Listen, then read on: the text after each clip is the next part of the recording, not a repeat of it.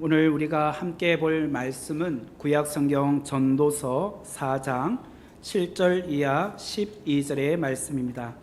구약성경 페이지 수로는 951면 전도서 4장 7절 이하 12절의 말씀입니다.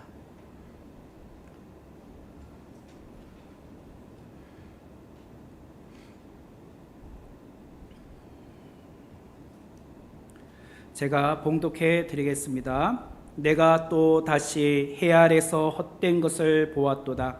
어떤 사람은 아들도 없고 형제도 없이 홀로 있으나 그의 모든 수고에는 끝이 없도다. 또 비록 그의 눈은 부요를 족하게 여기지 아니하면서 이르기를 내가 누구를 위하여는 이같이 수고하고 나를 위하여는 행복을 누리지 못하게 하는가 하여도 이것도 헛되어 불행한 노고로다. 두 사람이 한 사람보다 나음은 그들이 수고함으로 좋은 상을 얻을 것임이라. 혹시 그들이 넘어지면 하나가 그 동물을 붙들어 일으키려니와 홀로 있어 넘어지고 붙들어 일으킬 자가 없는 자에게는 화가 있으리라. 또 두 사람이 함께 누우면 따뜻하거니와 한 사람이면 어찌 따뜻하랴.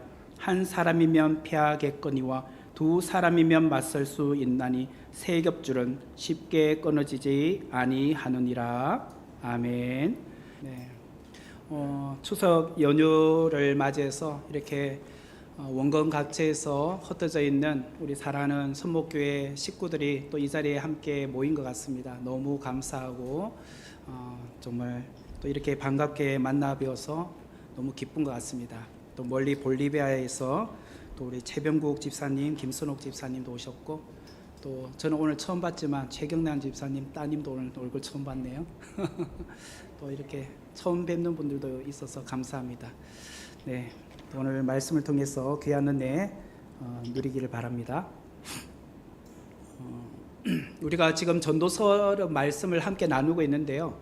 전도서 4장 오늘 7절부터 12절의 말씀을 중심으로 누구와 동행할 것인가 라는 제목으로 귀한 은혜를 함께 나누기를 원합니다. 전도자는 오늘 내가 보았다라는 단어로 여러 군데 이제 표현을 하고 있는데, 첫 번째로 전도자가 보고 있는 시선에 대해서 오늘 소개하기를 4장 1절에는 이렇게 시작을 하고 있습니다. 4장 1절에 보면 내가 다시 해 아래서 행하는 모든 학대를 살펴보았도다. 보라, 학대받는 자들의 눈물이로다. 그들에게 위로자가 없도다. 그들을 학대하는 자들의 손에는 권세가 있으나 그들에게는 위로자가 없도다. 여기 보면은 내가 모든 학대를 살펴보았다라고 하면서 보다라는 말이 나오죠. 이처럼 전도자는 해 아래서 곧 세상에서 행하고 있는 모든 것을 자세히 살펴보았습니다. 그렇다면 전도자가 해 아래서 세상에서 살펴본 첫 번째는 무엇이었는가? 학대를 보았다는 거예요. 학대. 1절에 보면은 학대라는 단어가 3번 언급되어 있습니다. 3번 반복되어 있어요. 그만큼 반복이 되는 단어가 많다라는 것은 그 단어가 중요하기도 하고 강조하기 위하여 이렇게 소개를 하겠죠. 1절에 학대라는 이 단어는 단수형이 아니라 복수형으로 소개하고 있습니다. 다시 말하면 한 번의 학대가 아니라 그 학대가 빈번하게 일어나고 있다라는 뜻이에요. 그리고 원문으로 보면 분사 형태로 되어 있습니다. 분사 형태. 다시 말하면 이전에 한 번 있었던 그 학대가 아니라 지금도 여전히 진행되고 있는 빈번한 학대를 말해요. 지금도 여전히 빈번하게 일어나고 있는 그 학대들에 대해서 지금 전도자가 내가 보았다라고 표현을 하고 있습니다. 다시 말하면 전도자가 해 아래서 곧 이 세상에서 행하여지는 광경을 보았더니 학대받는 자들이 학대하는 자들의 손에 의하여 빈번하게 학대를 받고 있다는 거예요. 억눌림을 받고 있더라는 거예요. 그로 인해서 이 학대받는 자들은 눈물을 흘리고 있더라는 거예요. 전도자의 눈에 비친 세상은요, 평안하지 않았습니다. 억누르는 사람과 억눌린 사람만 있어 보였어요. 그 안에는 그 어디에도 서로 돕거나 서로 나누는 사람들의 모습은 눈에 보이지 않았어요. 전도자의 눈에는 지금 서로 돕고 의지하는 사람은 보이지 않고 힘으로 누리려고 하는 사람의 권세, 그리고 그 힘으로 눌림 받고 있는 사람들의 하소연, 눈물이 보였다는 거예요. 1절 말씀의 이 짧은 구절 안에 보면은 두 번에 걸쳐서 그들에게는 위로가 없도다라는 말이 나와요. 학대받는 자들은 이 학대하는 자들의 권세 때문에 너무나도 눈물을 흘리면서 어디에도 위로받을 곳이 없다라고 표현을 하고 있습니다. 2절과 3절의 말씀을 이어서 보면은 그러므로 나는 아직 살아있는 산 자들보다 죽은 지 오랜 죽은 자들을 더 복되다 하였으니 이 둘보다도 아직 출생하지 아니하여 해 아래서 행하는 악한 일을 보지 못한 자가 더 복되다 하였노라. 여기 보면 2절과 3절에 뭐뭐보다 뭐뭐하다 복되다 이런 말이 나와요. 뭐뭐보다 뭐뭐가 더 복되다, 이 말이 2절과 3절에 두 번에 걸쳐서 나오는데요. 2절에 보면 아직 살아있는 산자들보다 죽은 지 오랜 죽은 자들이 더 복되다 이런 말이 나와요. 이게 무슨 뜻이냐면 지금 살아있는 자들보다 이미 오래전에 죽은 자들이 더 복되다, 행복하다고 말해요. 아니, 살아있는 자보다 죽은 자가 뭐가 복돼요? 근데도 불구하고 죽은 자가 더 복되다고 말해요. 또 3절에 보면 이 둘보다, 이 둘이란 것은 살아있는 자와 이미 죽은 자들보다도 오히려 아직 출생하지 아니한 자들이 더 복되다고 말해요. 왜 그러면 이렇게 표현했을까? 살아있는 자와 죽은 자는 어쩌면 이미 이런 학대받는 것을 경험해 본 적이 있었기 때문에, 누군가가 학대하는 자들에 의해서 그로 인해서 슬픔을 경험해 보았기 때문에 그로 인해서 많은 고통이 있었지 않겠습니까? 그래서 살아있는 자와 이미 죽은 자들도 사실 이 고통으로부터 벗어나 본 적이 없지만 아직 태어나지 않는 자녀들은 이런 고통을 아직 경험해 본 적이 없잖아요. 그러므로 오히려 태어나지 않는 자녀들이 더 복되다, 행복하다고 표현하고 있는 거예요. 그러므로 전도자의 시선에는 해 아래서 살아가고 있는 자들이 권세를 가지고 학대를 하고 있는 거예요. 억누르고 있는 거예요. 힘에만 의지하고 권력만 가지고 남용을 하고 있었던 거예요. 다른 사람들은 전혀 안중에도 없었어요. 더불어 산다는 것, 그들에게는 소용이 없었어요. 그래서 전도자가 볼 때는 세상에는 위로를 해주는 사람이 아무도 보이지 않았다는 거예요. 4장 1절을 다시 보면은 내가 다시 해 아래서 행하는 모든 학대를 살펴보았도다. 보라, 학대받는 자들의 눈물이로다. 그들에게 위로자가 없도다. 그들을 학대하는 자들의 손에는 권세가 있으나 그들에게는 위로자가 없도다. 여기 그들에게는 위로자가 없다라는 말이 두 번째 줄과 세 번째 줄이 나오죠. 바로 학대받는 자들에게는 위로자가 없었다는 거예요. 그러면 여기서 말하는 위로자는 누구일까요? 우리가 일반적으로 눈물을 지금 흘리고 있잖아요. 이 학대받는 자들이 눈물이로다고 두 번째 줄에 나오니까, 다시 말하면 위로자는 눈물을 닦아주는 자겠죠. 고통을 함께 느껴주는 자겠죠. 하소연을 들어주는 자, 마음의 상처를 치료해 주는 자, 격려해 주는 자, 힘과 소망을 붙들어 주는 자, 불어 넣어 주는 자. 그런데 그런 위로자가 이 세상에는 없더라는 거예요. 이게 전도자의 고민이었어요. 이게 첫 번째로 전도자가 바라본 이 세상의 모습이었어요. 그러면 전도자가 바라본 두 번째는 무엇이었는가? 4절의 말씀을 보면 내가 또 본즉 사람이 모든 수고와 모든 재주로 말미암아 이웃에게 시기를 받으니 이것도 헛되어 바람을 잡는 것이로다. 4절 말씀이에요. 여기 4절 말씀에도 내가 또 본즉이라고 시작을 합니다. 근데 무엇을 보았다고요? 모든 수고와 모든 재주로 말미암아 이웃에게 시기를 받으니 시기심을 받다는 거예요.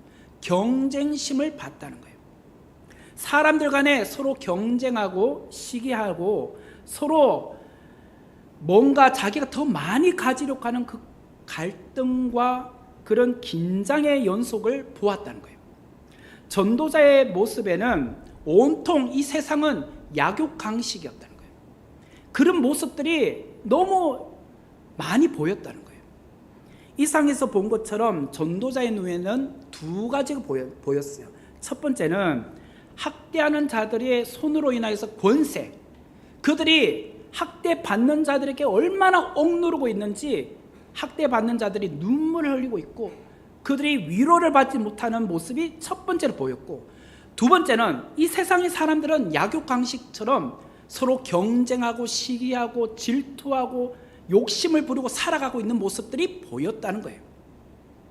이 두 가지에는 그 어디에도 서로 돕거나 나누거나 이웃이 정말 힘들어할 때 더불어 살고자 하는 그런 사랑의 마음이 하나도 보이지 않았다는 거예요.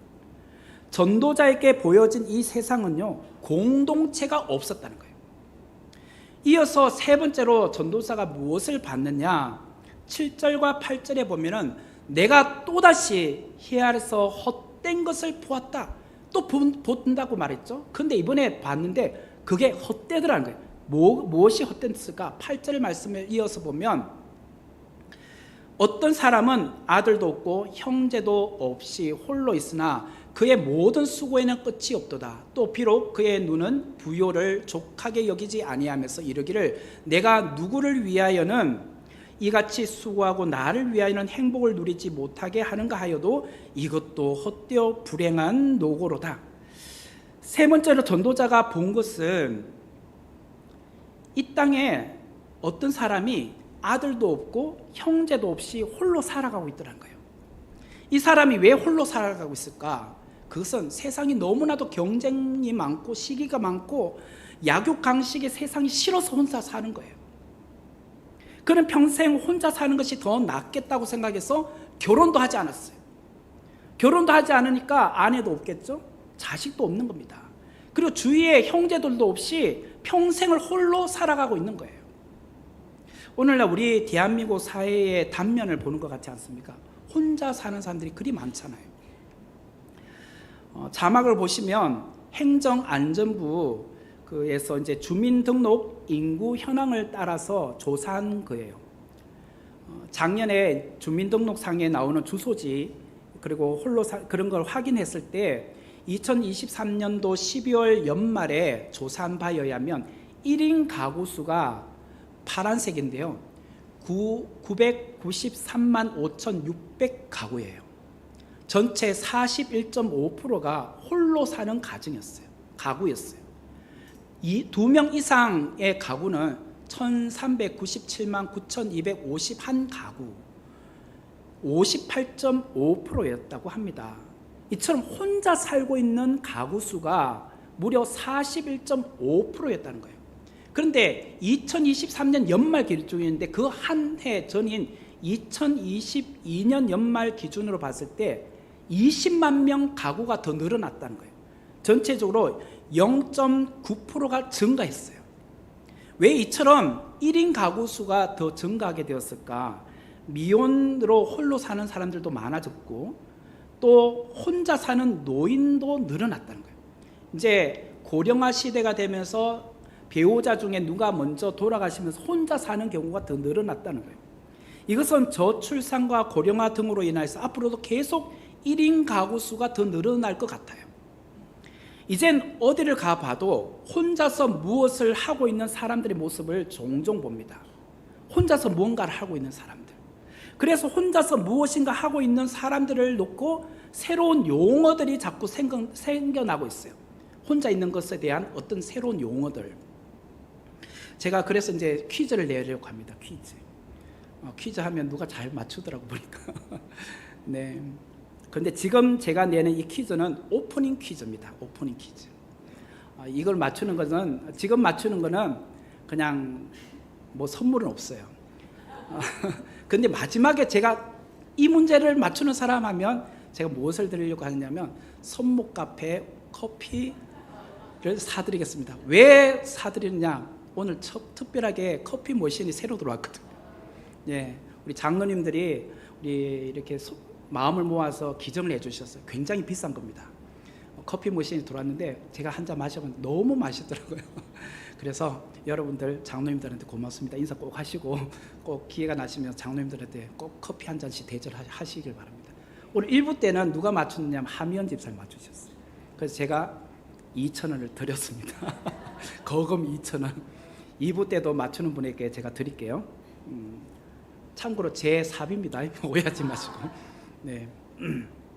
지금은 오프닝 퀴즈. 자, 자막을 보시면 혼족은 뭘까요? 혼족. 네. 혼자 사는 1인 가구의 사람들, 혼자 활동하고 즐기는 사람을 혼족이라고 합니다. 그럼 혼영. 예, 맞아요. 혼자서 영화 보러 가는 거. 혼행은? 맞아요. 혼자서 여행 가는 거. 혼술은? 맞아요. 혼자서 술 마시는 거. 혼밥은? 예, 혼자서 밥 먹는 거. 뭐 이거 보니까 이거 오프닝 퀴즈라서 다 잘 하자는 거죠. 과거에 혼밥 쪽은 혼자서 이제 어디를 많이 갔냐면 편의점을 가거나 학생 식당을 가거나 분식점에 가서 식사를 했대요. 그런데 여기서 업그레이드된 혼밥 쪽이 나타났는데 지금 내는 퀴즈도 오프닝 퀴즈입니다. 그 다음 보면 혼비는 뭘까요? 혼비. 비. 발음이 안 좋습니까? 비. 혼자서 뷔페집에 가는 거. 그러면 홈펠렘이 뭘까요? 홈펠렘.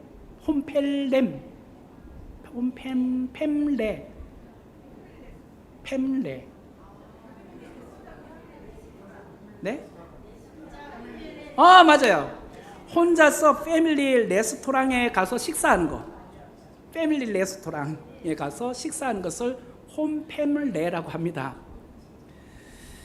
수년 전만 해도 홈비나 홈패밀레는요 상상도 못했습니다. 눈치 보여서 어떻게 혼자서 가서 패밀리 레스토랑 가서 식사할 수 있습니까? 그런 건 상상도 못했잖아요. 이제 진짜 퀴즈. 선목 카페 쿠폰 드리는 퀴즈. 네. 자, 자막을 보세요. 혼밥 난이도 중에 최상급, 최고수에 속하는 혼밥은 뭘까요? 어디 가서 식사하는 걸까요? 네? 맞아요. 성정훈 집사님. 혼자서 고깃집에 가서 삼겹살 구워 먹는 거. 이게 최고의 고수랍니다.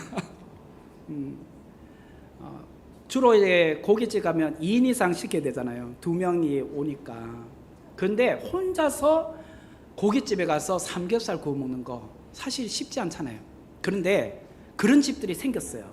그 다음 화면을 보시면 한번 보여주실래요? 부천에 가면은 독고진이라는 1인 식당이 있습니다. 저는 가보지 않았는데 다음에 한번 저 혼자 가보려고요. 여기 보면은 한 명씩 들어가는 칸막이들이 있어요. 꼭 독서실의 칸막이처럼.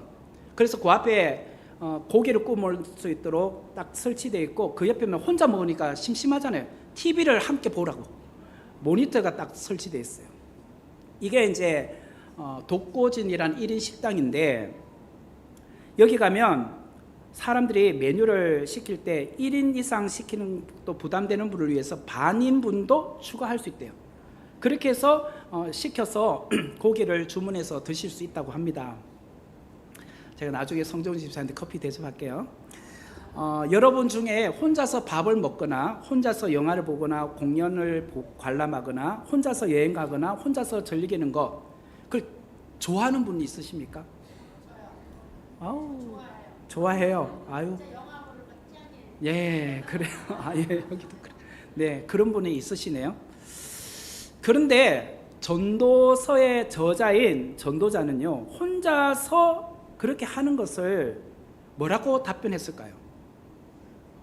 오늘 전도자는 어떻게 답변하고 있을까요? 7절의 말씀을 보면 7절 말씀 자막으로 보면 내가 또다시 해 아래에서 헛된 것을 보았다고 해요. 헛된 거. 8절부터 혼자 있는 거거든요. 해 아래에서 세상에서 혼자 있는 사람들을 보고 헛되다고 말해요. 헛된 걸 내가 또 봤다는 거예요. 그러면 왜 전도자는 혼자 사는 것이 그렇게 헛되다고 말했을까? 8절의 말씀을 표준 세번역으로 보면 이렇게 나와요. 한 남자가 있다. 자식도 형제도 없이 혼자 산다. 그러나 그는 쉬지도 않고 일만 하며 산다. 그렇게 해서 모은 재산도 그의 눈에는 차지 않는다. 그러면서도 그는 가끔 그 다음 어찌하여 나는 즐기지도 못하고 사는가?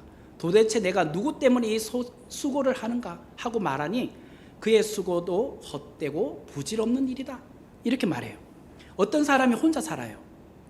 혼자 사니까 너무 편하고 좋다는 거 생각을 한 거죠. 그래서 싱글로 계속 쭉 사는데 직장생활 하다 보니까 이제 돈이 모아지잖아요. 돈을 많이 이렇게 모았어요. 그러다가 어느 날 문득 이런 생각이 든 거예요. 내가 뭐 때문에 사는 거지? 그런 회의가 들기 시작을 한 거예요.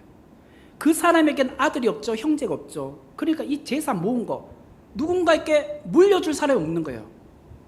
나눠줄 사람이 없는 거죠. 나눔의 기쁨을 모르고 살고 있는 거죠. 그는 더불어 사는 즐거움에서 격리된 사람이었어요. 그는 철저하게 혼자였기 때문이죠. 그는 혼자 사는 삶이 한계에 도달하는 시점에 이런 질문을 한 거예요. 내가 누구를 위해서 이렇게 수고하고 있는 거지?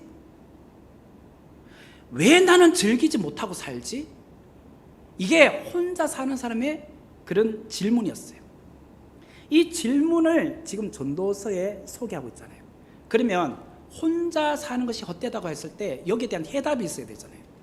그 해답이 9절부터 11절 말씀에 나와요. 9절부터 11절 말씀 제가 읽어드리겠습니다. 두 사람이 한 사람보다 나음은 그들이 수고함으로 좋은 상을 얻을 것입니다.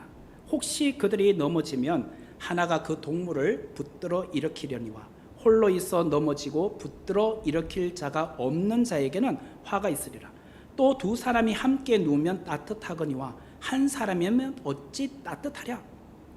이 본문을 딱 읽으면 우리가 가장 먼저 떠오르는 건요, 부부 관계로 생각합니다. 아, 부부 생활에 이렇게 가르쳐주는 교훈이구나 라고 생각하는데, 기본적으로 이 본문은 부부 관계를 관한 말이 아니에요. 그냥 문자적으로 보면 이 본문은 혼자서 살아온 사람에게 둘이 함께 더불어 사는 것이 더 가치 있다는 것을 깨우쳐주는 말이에요. 9절의 말씀을 다시 보면 두 사람이 한 사람보다 나음은 그들이 수고함으로 좋은 상을 얻을 것입니다. 둘이 함께 애쓰면 더 좋은 상을 얻는다고 말해요. 이 말을 표준 세번역에는 두 사람이 함께 일할 때에 더 좋은 결과를 얻을 수 있다. 두 사람이 함께 일할 때 더 좋은 결과를 얻을 수 있다고 표준 세번역을 말해요. 우리말 속담에도 백지장도 맞들면 낫다라는 말이 있잖아요. 더 좋은 상을 우리 받으려면, 더 좋은 나은 결과물을 얻으려면 혼자서 일할 때보다 함께 더불어 일하면 더 많은 것을 누릴 수 있다는 거예요. 여기서 두 사람은 그 중에 누가 더 힘이 센 자이고 누가 더 덜 힘이 센 자, 부족한 자, 경쟁심이나 시기심이 드러나고 있는 두 부류의 사람을 말하는 것이 아닙니다. 이 두 사람은 동반자예요. 동반자. 이 두 사람은 이익을 따지기보다는 신의를 따지고 있어요. 신의를 지키고 있다는 거예요. 서로 신뢰하고 있는 두 사람. 그 두 사람이 서로 좀 힘이 다르고 지혜가 다르고 그렇게 하더라도 그것을 서로 따지는 것이 아니라, 시기심이나 경쟁심을 따지는 것이 아니라 서로 좋은 결과를 내기 위해서 함께 애쓰는 두 사람을 말해요. 그러기에 본문이 말하고자 하는 것은 삶에는 동반자, 동료, 친구가 필요하다는 거예요. 동료가 있다면 어떤 점에서 도움이 될까?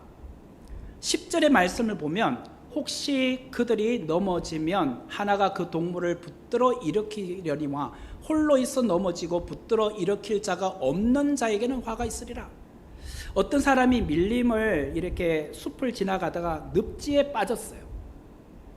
스스로 힘으로는 도저히 그 늪지로부터 나올 수가 없는 거예요. 그때 옆에 함께 가고 있었던 그 친구가 밧줄을 던져서 그 동료를 구출해 냈습니다.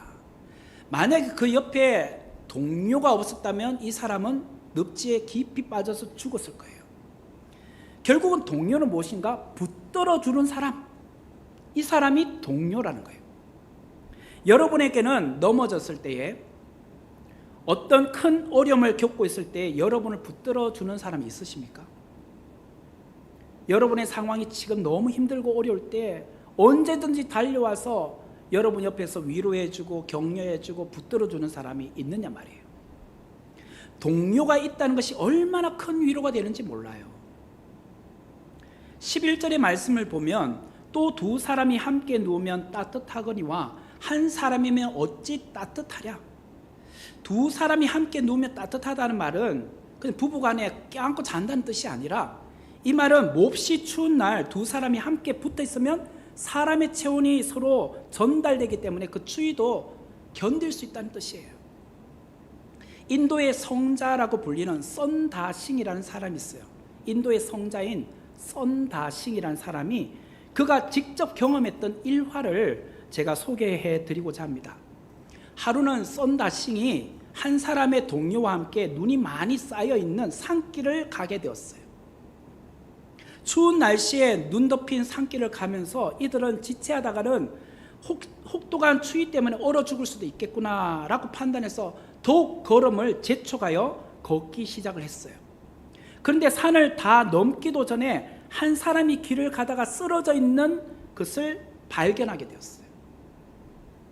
아마도 그들보다 앞서 눈길을 가다가 지쳐 쓰러져서 얼어 죽은 것 같은 사람이었어요. 그래서 사람이 쓰러져 있으니까 선다싱이 가까이 가서 가슴에다 손을 대었더니 다행히도 아직 죽지 않았어요. 심장이 작게나마 뛰고 있는 것을 확인했어요. 그래서 같이 가고 있던 동료에게 말했습니다. 이 사람이 아직 살아있으니 업고 가자. 그러자 동행하던 사람이 반대했어요. 싫어. 이 험한 눈길에 우리만 가도 살지 죽을지 모르는 판에 어떻게 저 사람까지 업고 간단 말이야. 금방 죽을 텐데 그냥 두고 가자. 업고 가려면 당신이나 업고 가. 난 혼자 그냥 갈래. 라고 하면서 그 친구는 그냥 혼자서 가버렸다는 거예요. 할 수 없이 선다싱은 혼자서 그 사람을 업고 가기 시작을 했어요. 그는 길을 혼자 가기도 힘드는데 한 사람 업고 가려니 얼마나 더 힘들었겠습니까? 시간이 얼마나 더 많이 지체되었겠습니까? 그러나 힘이 드는 반면에 그의 몸에서는 열이 나기 시작했고 땀이 나기 시작을 했어요. 그러면서 선다싱이 땀을 뻘뻘 흘리고 그 사람을 업고 가는 동안에 엎혀 있었던 사람에게 그 열이 전달되기 시작한 거예요. 그러면서 차가웠던 그 엎혔던 그 사람의 몸이 녹기 시작하면서 정신이 돌아오기 시작한 거예요. 한편 선다싱은 업고 가기에 너무나도 지쳐서 가다가 그만 선다싱이 쓰러지고 말한 거예요. 그러자 이제는 엎혔던 그 사람이 내려서 대신 선다싱을 부축해서 갔다는 거예요. 그래서 산을 넘어서 가게 된 거예요. 그러다가 어느 정도 또 한참을 가는데 이번에 또 어떤 사람이 쓰러져 있는 겁니다.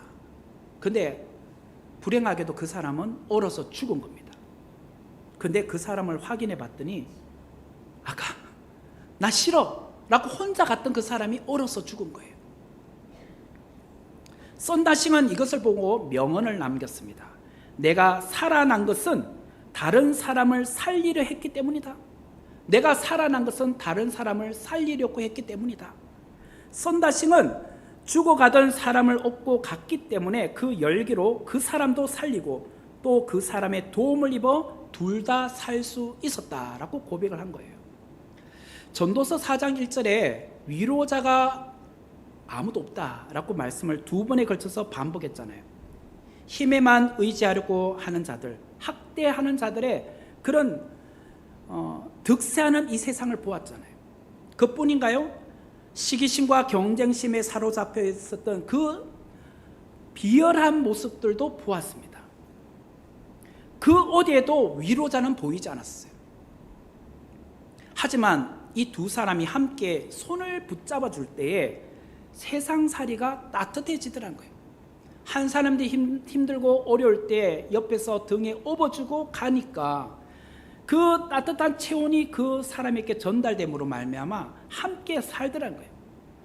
전도서 저자인 전도자는 아무리 서로 신뢰가 두터운 두 사람이 함께 함으로 따뜻해진다고 하지만 세상이 살만해지는 것은 아니라고 말하고 있어요. 이게 더 중요해요. 그래, 서로 신뢰가 두터운 두 사람 함께 가면 따뜻해지니까 온기를 느낄 수 있으니까 두 사람 살잖아. 그런데 이것으로 모든 것이 충분한 게 아니야. 두 사람으로만 충분하지 않아 라고 말하고 있어요. 그 내용이 12절에 나와요. 12절에 보면은 한 사람이면 패하거리니와 두 사람이면 맞설 수 있나니 세 겹줄은 쉽게 끊어지지 아니하느니라. 이 자막을 그대로 놔두시면 여기 이제 중요한 단어들을 제가 이제 하나씩 짚어가면서 설명드리겠습니다. 한 사람, 두 사람, 그 다음에는 세 사람이 나와야 될 것 같은데 세 사람이 아니라 세 겹줄이란 말이 나와요. 자, 그리고 패한다, 맞서다, 그리고 쉽게 끊어지지 않는다라는 단어가 나와요. 한 사람이면 패한대요. 두 사람이면 적과 맞설 수 있대요. 근데 세 사람이 아니라 세 겹줄은 쉽게 끊어지지 않는다고 말해요. 이전 성경인 개역 한글 성경에는 세 겹줄을 삼겹줄이라고 번역을 했어요. 세 겹줄이나 삼겹줄 똑같은 말이지만 여기 이제 우리 개역 개정판은 세 겹줄이라고 되어 있으니까 우리가 세 겹줄로 말씀드리겠습니다. 이 세 겹줄이란 세 개의 선을 말하는 것이 아닙니다. 세 개의 이렇게 선이 있다, 이게 아니라 이 세 개의 선이 꽈배기처럼 꼬여가지고 이렇게 비틀려서 꼬여 있다는 거예요. 그래서 하나로 엮어져 있다는 거예요. 꼬여서 하나가 되어 있다는 것이 세 겹줄이라는 뜻이에요. 여러분, 집에서 딸을 키우신 분들은 아마도 딸의 머리를 따준 적이 있으실 겁니다. 여러분들 가운데 딸에게 머리를 따줄 때에 두 가닥으로 하는 게 편할까요? 세 가닥으로 하는 것이 더 이렇게 편할까요? 뭐가 더 이렇게 머리가 다듬어지고 더 튼튼할까요? 그러면 세 가닥이에요. 두 가닥으로 머리를 따으면요 헐겁고 잘 풀려요. 근데 세 가닥으로 따으면 잘 풀리지 않고 매듭이 잘 돼 있어요. 이게 바로 세 겹줄이에요. 세 겹줄. 두 사람은 서로 신뢰가 두터운 관계라고 제가 말씀드렸어요. 그런데 이 두 사람으로는 충분하지 않다. 이게 오늘 12절이 말하고 있어요.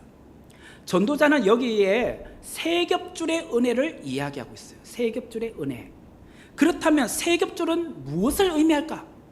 세 겹줄의 의미가 무엇일까? 이 세 겹줄은 예수 그리스도예요. 예수 그리스도. 이것을 잘 표현해 주는 성경 구절이 누가복음 24장 13절 이하에 나와요. 누가복음 24장 13절 이하에 보면 엠마오로 내려가던 그런 두 사람의 이야기가 나오는데, 이 두 사람은 예수님께서 십자가에 달려 돌아가신 사건이 있은 이후에 예루살렘을 떠나서 엠마오로 내려가던 두 사람이었어요. 이 두 사람은 예루살렘에 있었던 예수님의 십자가의 처형에 대해서 무거운 마음으로 이야기를 나누면서 두 사람이 예루살렘으로부터 나와서 엠마오로 내려가고 있었어요. 그런데 그들의 얼굴은 슬픈 얼굴빛이었다고 누가복음 24장 17절에 나와요. 슬픈 얼굴빛으로 내려가고 있었어요. 그랬던 이 두 사람에게 부활하신 예수님이 찾아오셨어요. 그러면서 그들과 함께 동행을 하고 있어요. 그 내용이 누가복음 24장 15절과 16절에 나와요. 그들이 서로 이야기하며 문의할 때에 예수께서 가까이 이르러 그들과 동행하시나? 그 다음 구절 보면 그들의 눈이 가려져서 그인 줄 알아보지 못하거늘. 예수님께서 함께 동행하고 있지만 이 동행하고 있는 이 사람이 부활하신 예수님인 줄 모르고 있었다는 거예요. 지금 분명히 세 사람이 길을 걷고 있죠. 그런데 단순히 세 사람이라고 말해서는 안 돼요. 왜냐?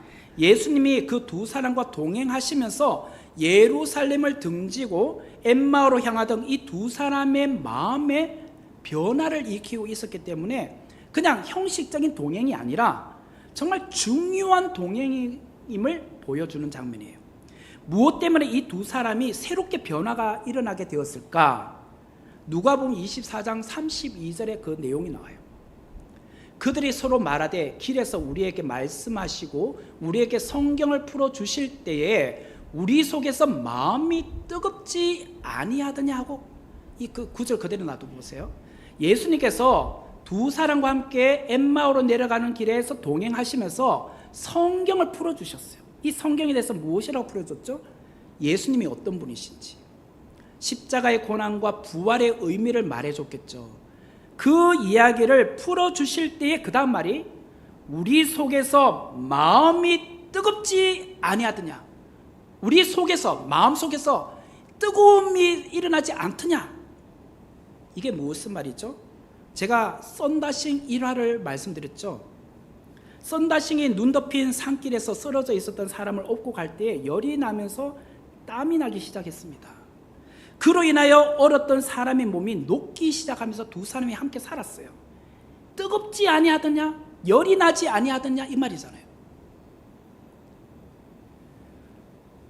오늘 본문이 11절에도 그 내용이 나와요. 전도서 4장 11절에 또 두 사람이 함께 누우면 따뜻하거니와 한 사람이면 어찌 따뜻하랴, 따뜻하냐, 이 말이 뜨겁지 아니하더냐, 이 말이에요. 두 사람이 눕다, 두 사람이 성경을 풀어주실 때, 주님께서 성경을 풀어주실 때 그 마음이 뜨겁다는 거예요. 이 두 사람에게 따뜻한 온기가 느껴졌다는 거예요. 예수 그리스도께서 살아계심을 이 마음속에서 비로소 깨닫기 시작하고 있다는 거예요. 그러니까 사람이 변화되기 시작한 거예요. 오늘 본문이 12절에 보면 한 사람이면 패하겠거니와 두 사람이면 맞설 수 있나니 세 겹줄은 쉽게 끊어지지 아니하느니라. 두 사람이 함께 가고 있었지만 이들은 충분하지 않았죠. 왜? 그 뜻을 몰랐기 때문에. 그러나 반드시 이때에 제3의 도움이 필요한 거죠. 세 겹줄이 있어야 된 거예요.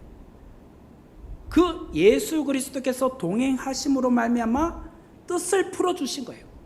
그러므로 그들의 마음이 뜨거워졌어요. 변화가 일어나기 시작한 거예요. 성경은 그런 세 겹줄의 은혜가 예수 그리스도께서 우리와 동행하여 주심으로 말미암아 가능하다고 말하고 있어요. 예수님이 우리 인생길에 동행해 주신다면 사망의 음침한 골짜기를 다닐지라도 해를 두려워하지 않을 수 있다는 거예요. 그러므로 세 겹줄이 대신 우리 주 예수 그리스도께서 우리의 친구가 되어주시고 우리와 동행해 주신다면 두려울 것이 없다는 거예요. 그분이 나의 목자가 되어주시기 때문에 나를 푸른 풀밭으로, 나를 푸른 그런 쉴만한 물가로 인도해 주실 것을 내가 믿잖아요. 그 세 겹줄의 은혜를 내가 믿기 때문에 그에게 내 몸을, 내 시간을, 나의 모든 것을 드릴 수 있다는 거예요. 혼자라고 외로우신가요? 혼자라고 두려우신가요? 이 시대는 혼자 사시는 분들이 너무 많으시잖아요. 내 곁에 그러나 세 겹줄이 되시는 예수님께서 나와 동행한다는 것을 믿으시면 외롭지 않습니다. 두렵지 않아요. 어디로 가든지 어디에 있든지 누구랑 같이 가든지 예수 그리스도께서 나의 길 위에 세 겹줄이 되어 주신다면 나는요 그 사망의 음침한 골짜기를 가도 해를 두려워하지 않을 수 있어요. 왜? 주님이 나와 동행하고 계시기 때문이에요. 그분께서 주의 지팡이와 막대기로 나를 안위하고 계시기 때문에 내가 그 두려움의 현장도 그떠니 주를 의지함으로 지나갈 수 있는 거예요. 주님과 같이 길 가는 것은요 그러므로 즐거운 일이에요. 꽃이 피는 들판이나 험한 골짜기를 지나간다 할지라도 주께서 인도해 가고 계시기 때문에 주님과 함께 가는 인생은 행복한 거예요. 그래서 여러분 인생에 지금 힘들고 어렵다, 나는 혼자다, 그런 생각이 드십니까? 혼자가 아닙니다. 삼겹줄의 은혜가 있어요. 주님이 나와 함께 하심으로 내 인생은 끊어지지 않는다. 세 겹줄은 쉽게 끊어지지 아니한다고 말했잖아요. 그 주님이 나의 손을 붙들고 계시다. 그 주님이 내가 웅덩이에 빠지고 고난의 현장에 있을 때 붙들어 일으키신다. 그걸 믿으시라는 거예요. 그러므로 저와 여러분의 인생길의 동행자가 되시는 세겹줄이신 예수님의 은혜가 내 안에 있으면 마음이 뜨거워져요. 주님의 사랑, 그 은혜로 내가 사는 거구나. 지금 남편을 잃고 아내를 잃고 자식을 잃고 형제를 잃고서 그 빈자리가 너무 크게 느껴지십니까? 그러나 세겹줄의 은혜가 있습니다. 그 주님의 사랑이 있습니다. 그 주님의 은혜가 있습니다. 그 은혜로 우리가 정말 이 세상에서 쉽게 끊어지지 않는 하나님의 그 놀라우신 은혜를 우리가 모두가 누리기를 주님의 이름으로 축원합니다. 같이 기도하도록 하겠습니다. 은혜로우신 하나님 감사합니다. 오늘 주시는 귀한 사랑과 은혜를 오늘 예수 그리스도를 통하여 우리에게 부어주심에 감사합니다. 한 사람이면 패하겠지만 두 사람이면 맞설 수 있을지 몰라도 세겹줄은 쉽게 끊어지지 않는다고 하셨는데, 오늘 우리가 이 땅에서 주님과 동행하며 남은 인생 살아가게 하여 주옵소서. 예수님의 이름으로 기도하옵나이다. 아멘. 준비하신